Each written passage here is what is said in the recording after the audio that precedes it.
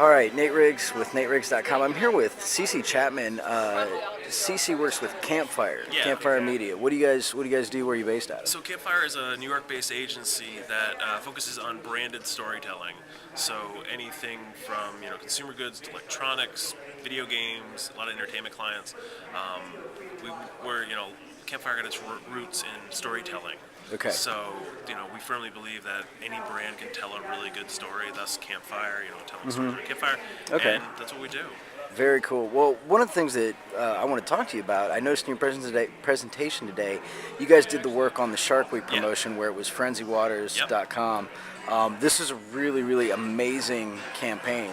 Can you give us just a little bit of background as to what you guys did? Yeah, so Discovery Channel came to us and said they wanted something to build buzz, and they do something for Shark Week every year where they build up to Shark Week, and they didn't want it. We weren't supposed to say Shark. They didn't want it necessarily saying Shark Week, so we had to do something different.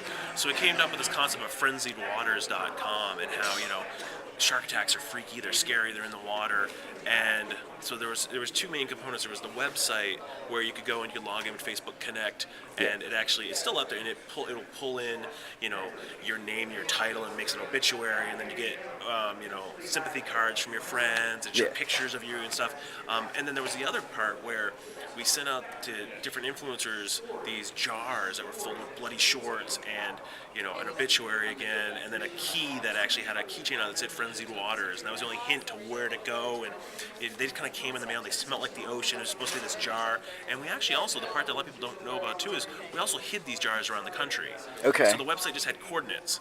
And people would go out and have to find them, and they were like, we put them in antique shops or hid them in old abandoned barns. Oh, that's really interesting. And so people would find the coordinates, and they'd have to go find these jars. And so it was kind of cool to find these people who.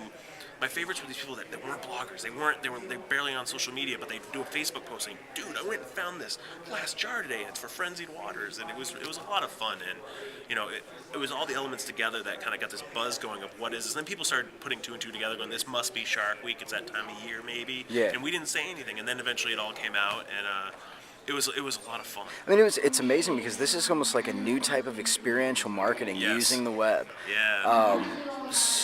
And using the web and using offline too. We thought it was really important to have that offline piece, that kind of scavenger hunt for these, as well as giving them to influencers. I mean, it's really important, I think, to balance, because if it's just online, you're limiting yourself. So we like doing something that crosses all channels as possible. So what were the metrics? How did you track results, or was it just simply to get more viewers to Shark Week? Or the main thing was buzz, really, because Shark Week every year does something different where they try to get something buzzworthy going. I mean, we definitely tracked mentions. We tracked anything from any Twitter mentions, any blog posts, any video views. We tracked all of that and kind of rolled it all up to say, here's how many eyeballs your brand saw. It wasn't directly tied to viewership. I mean, because they had other mainstream channels. They had a really cool. Also commercial campaign they did, but that was the main thing, was building buzz to make sure we got it. And I know we tracked it all and shared it all, and they were very happy with it. We were extremely happy with it. Did you guys face any challenges in terms of working with Facebook Connect or working inside that API? Actually, no. It worked really, really well, and it's funny. It's one of those. That's the hardest concept to explain to people. We're gonna pull in pictures and stuff, and in the client, and even just some people on the team were like, how are we going to do that? And we thought that was a really core component, because it hadn't really been done a whole lot. It had been done a little bit, but not to that level where sometimes it's just done just to be like, oh, we're just doing it because we can. Where we really wanted to tell a little mini story. You just got eaten by a shark, and here's all the proof about it.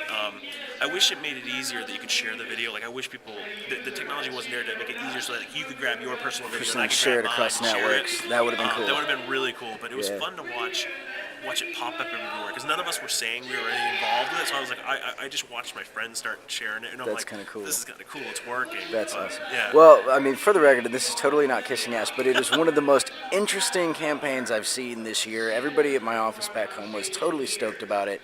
So you guys are doing great work, and I really appreciate you taking time with me today. Again, CC Chapmin, Campfire. You go to it's campfirenyc.com. Is where we don't have a case study up about Shark Week yet, but I know it's coming. So wonderful. Hopefully it'll be there soon. Well, thank you very much. Thank I appreciate you, it.